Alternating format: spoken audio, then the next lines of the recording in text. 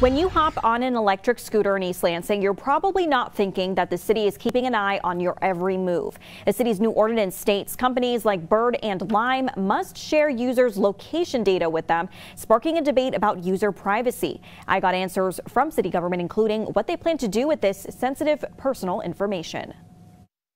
Electric scooters are transportation devices, but they're also on track to becoming data collection devices. It's actually a little bit scary to think about. The ordinance in East Lansing requests electric scooter companies share monthly trip data with the city, including starting and stopping points, distances, and routes. One concern with cities collecting this data is that they have access to very, very fine-grained information about the movements of every single person that takes one of these scooters that they didn't have access to before. It's very, very easy to make inferences about people's race and their socioeconomic status and how many kids they have and things like that, their religion, just based on location data. But East Lansing City Manager George Lahannis says the city only plans to use this data to keep track of licensing fees and to know where the scooters are being utilized. This data will all be largely aggregated, so we're not going to be able to tell any individual rides or specific rides from any person.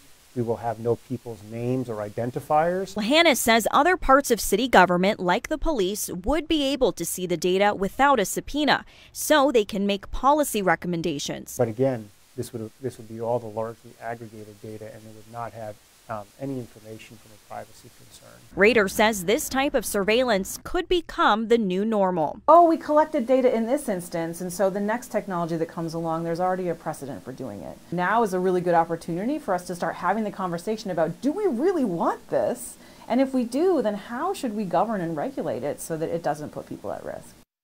The city says the scooter companies would be in charge of protecting people's data, as none of the data would be stored locally.